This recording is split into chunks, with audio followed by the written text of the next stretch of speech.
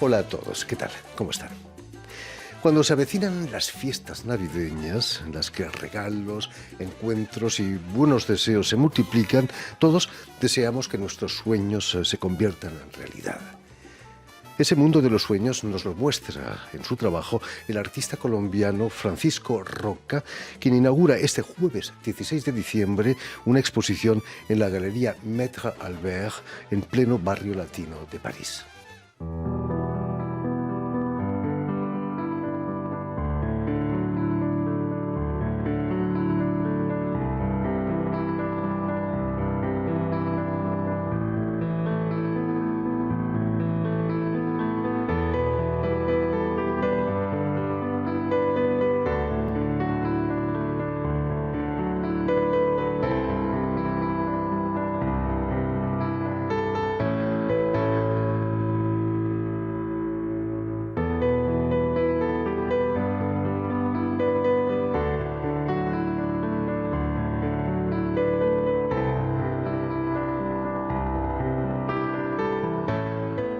Y para hablarnos de esta exposición y de su trayectoria en el mundo del arte, Francisco Roca ha sido tan amable de venir a nuestros estudios. Muy buenas tardes, Francisco. Buenas tardes y muchas gracias por esta invitación. No, es un verdadero placer tenerte de nuevo entre nosotros.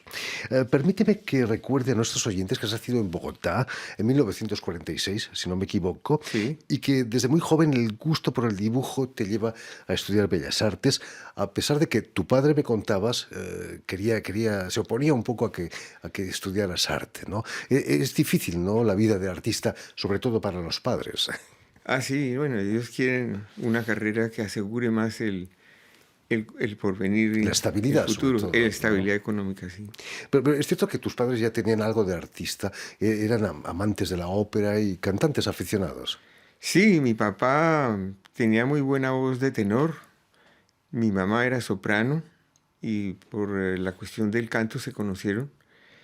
Y bueno, mi papá de muy joven, en esa época cuando él estaba ya adolescente, pues la gente quería oír, era la ópera, era Tita Rufo, era los grandes cantantes, Beniamino Gili, Caruso, la ópera en Manaos, y bueno, Todos pasaban por impresionante. Manaos. Sí, pues construir un teatro de ópera en Manaos, en el río Amazonas, imagínate. Imagino que tu infancia escuchabas arias de Sí, ópera, de Verdi. todas las canciones del bel canto, canciones napolitanas, pequeñas áreas de ópera, todo eso desde el baño o si no en la casa, al lado de mi mamá, ella tocaba el piano y mi papá cantaba y ella también. ¿Y no se te pasó por la cabeza meterte en el mundo de la ópera? Pues yo no, yo no tenía el oído musical y tampoco una voz para eso, pero mis otros dos hermanos sí. Uno es muy aficionado al piano y el otro es guitarrista de profesión, guitarrista clásico. Todos artistas, Y ¿no? cantaba muy bien, tiene buena voz. Y curiosamente, tu hijo, Roca, ha seguido la carrera de tus abuelos. Es un conocido cantante de rap. ¿No intentaste disuadirle de dedicarse a otra cosa? Bueno, conmigo también escucharon un poco de ópera y música clásica, pero después de haberlos puesto en el conservatorio, a él, a Sebastián y a su hermano Lorenzo, duraron como unos 6 o 7 años. Uno estudiaba violín, Sebastián y Lorenzo piano. Y después de un tiempo de piano y violín, dijeron no, no más. Bueno, pero te da una base para cualquier otro tipo de Sí, música, sí, ¿no? sí, claro. Naturalmente. El rap es ahora el género de música que da más dinero a las disqueras, ¿no? Pues es que el rap es una idea que se apoderó, salió de Nueva York y se apoderó del mundo de la protesta y de los jóvenes. Y esto se regó por todo el mundo. Y con muchos criterios de, digamos, de libertad, de integración, de comunidad, de comunicación con otros, con africanos, con árabes, con suramericanos, con los africanos en Estados Unidos y la salsa y todo. se ha mezclado todo. Se ha convertido incluso en un género literario, ¿no? Los textos, las letras Los de textos, las canciones sí. son muy importantes. Es muy importante, sí. Naturalmente. En Bogotá, Francisco, vas a estudiar Bellas Artes en la Universidad de los Andes y me contabas que todavía estudiante, su director, un catalán, por cierto, Antonio Roda, te pide que seas profesor de la institución. Fue una sorpresa, imagino, ¿no? ¿O te lo esperabas eso? Bueno, no, yo no me lo esperaba porque, en fin, yo estudiaba en la Universidad Nacional y el maestro Antonio Roda era el director de la Universidad en Bellas Artes de los Andes, una universidad privada. Yo estudiaba en una pública. Y él muy amablemente me mandó llamar. Y pues yo encantado de dar clase. Tenías la edad de tus alumnos, ¿no? Casi, prácticamente. Sí, el primer día de clase no creyeron que yo era el profesor. Entonces tuve que ir a llamar a Roda y decirles, dígales que yo soy Por favor. ¿Cómo fue la experiencia? ¿Fue interesante? Sí, a mí siempre me ha gustado hablar de la cuestión de comunicar sobre la pintura, el grabado, el dibujo. Y bueno, sí, fue una experiencia muy interesante. Precisamente poco tiempo más tarde en Colombia vas a ganar 2 años consecutivos el Premio Nacional de Pintura en el Salón Nacional de Bogotá, ¿no?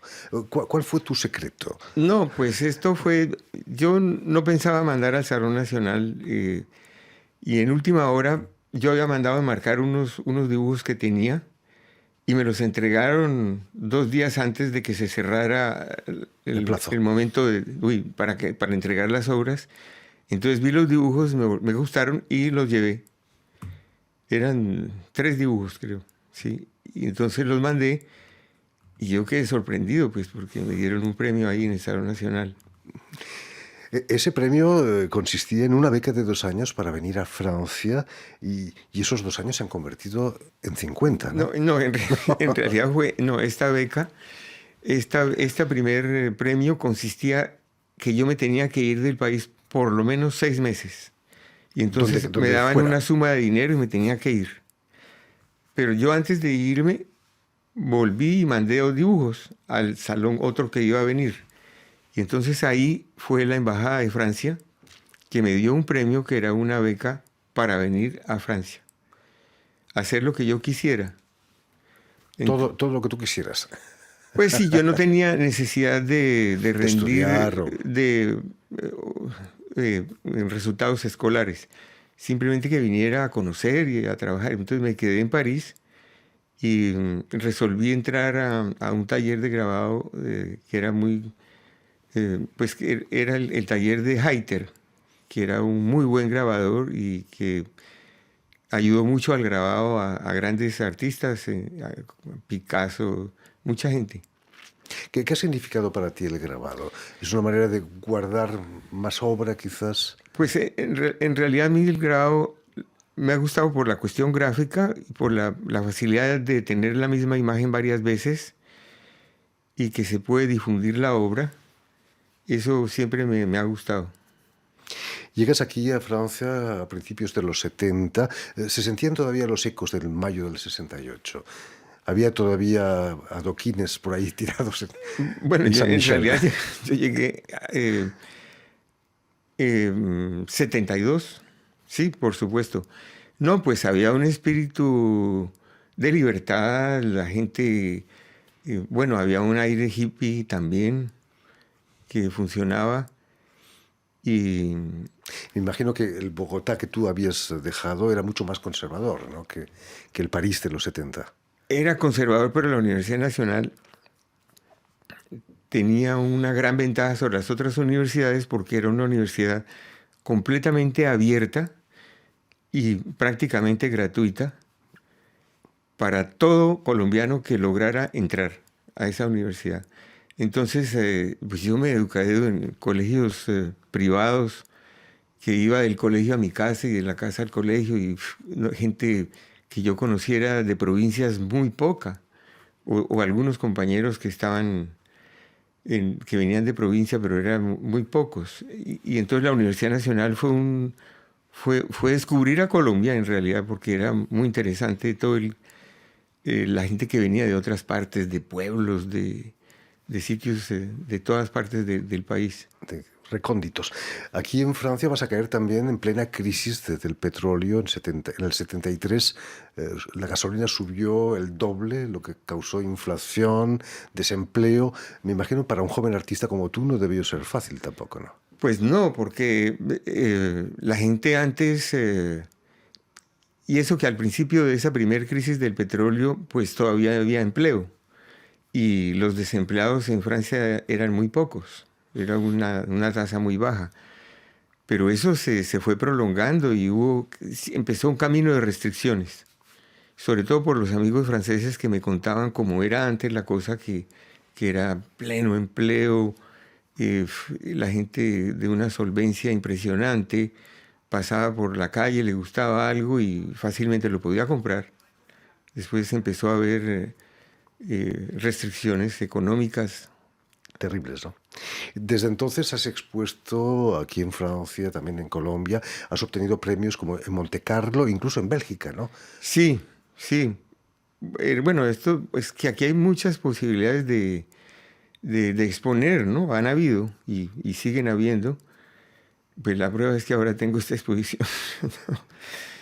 Sin embargo, con esto de la pandemia, pues ha sido un desastre para todo el mundo, ¿no?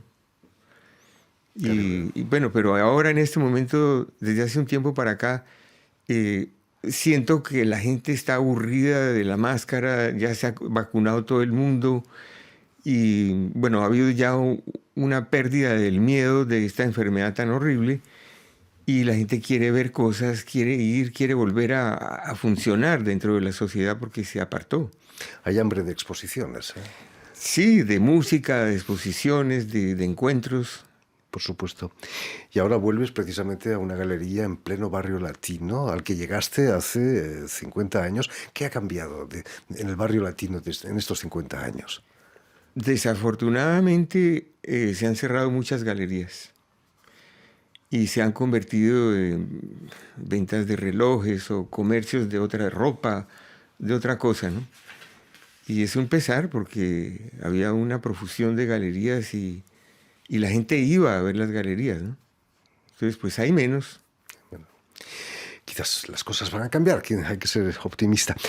Hablando del estilo de tu pintura, de tus grabados, es cierto que en un principio te inspiraste en los manglares, esa especie de entresijo de raíces, ramas, a orillas de las aguas fluviales ahí en Colombia. Sí, es verdad que, bueno, yo hice varios viajes a unas islas que se llaman San Bernardo del Viento sobre el Caribe y fue una locura eso. Los manglares es el sitio de reproducción de los peces, ¿no? De los animales del mar y es una planta que crece dentro del agua del mar, que es una madera muy dura y bueno, es una belleza y son los manglares una defensa del sistema ecológico muy importante, que en Colombia no hacen caso de las cosas y los destruyen. Estamos viendo una de tus pinturas que expones aquí en París. Es como un manglar, ¿no? Pues, Donde no son los peces que se reproducen, podríamos reproducirnos los humanos, ¿no? Manglar de mujeres. No, las mujeres. ¿Qué es lo que te seduce de esa figura femenina, de esos desnudos? ¿Hay algo más que sensualidad? Pues en realidad son las formas, ¿no? La voluptuosidad en las formas, en el cuerpo, y que, bueno, siempre me ha llamado mucho la atención. Entonces, estos dibujos grandes son con pigmentos naturales y utilicé colores muy... pues mirando las pinturas claro que no se ve así a simple vista, pero bueno, yo miré mucho las pinturas prehistóricas de las cavernas. Entonces tú encuentras pues el negro del carbón, el rojo de las tierras, el amarillo, el ocre, y son los colores que la gente ha usado toda la vida. ¿Te sientes heredero de esa tradición pictórica de, Sí, porque miles de años?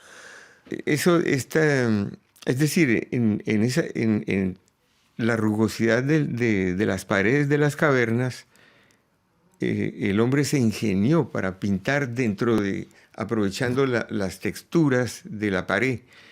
Y hacía todo lo que hoy día se hace. Escupían la pintura con tubos, ponían la mano y dejaban huellas. Es decir, han hecho todo. Son pinturas que evocan sueños. ¿En qué sueña el señor Roca, el maestro Roca? Bueno, lo más importante de la cuestión es, yo trabajo muchos temas, ¿no? Distintos, pero a la hora de la verdad, pues me interesa el grafismo de la línea, del dibujo, que las cosas tengan un cierto movimiento y que, bueno, cuando uno empieza un trabajo, pues la tela está en blanco, pero la idea es hacer algo que al fin de haberlo trabajado un rato uno dice, bueno, ya se acabó, pero espero que eso tenga una congruencia y que comunique algo a la gente. Que me comunique a mí y que comunique algo a la gente, que le diga, bueno, qué cosa tan buena, qué cosa tan fea. Muchas críticas hay, pero me gusta que no se quede impávido. Indiferente. En fin, pues ya lo saben, tienen una cita este jueves para el vernissage de la exposición de Francisco Roca en la Galería Maître Albert, en el número 6 de la calle del mismo nombre, Maître Albert, en pleno barrio latino de París. Muchísimas gracias, Francisco, por haber estado aquí con nosotros. Bueno, mil gracias. Mucho éxito con esta exposición. Permíteme también que dé las gracias a Stéphane Defossé y a Julien Leng, quienes se han ocupado hoy de la realización del programa, y saludar también a nuestros telespectadores, porque también los tenemos, que nos siguen en toda América Latina, seguro que en Bogotá también, gracias a la cadena Unión Continental Latinoamérica, UCL, y también al canal Suma de la Universidad Autónoma del Estado de Hidalgo en México. Estupendo. Y a ustedes, muchísimas gracias por su atención y les damos cita para una nueva edición de El Invitado de Radio Francia Internacional.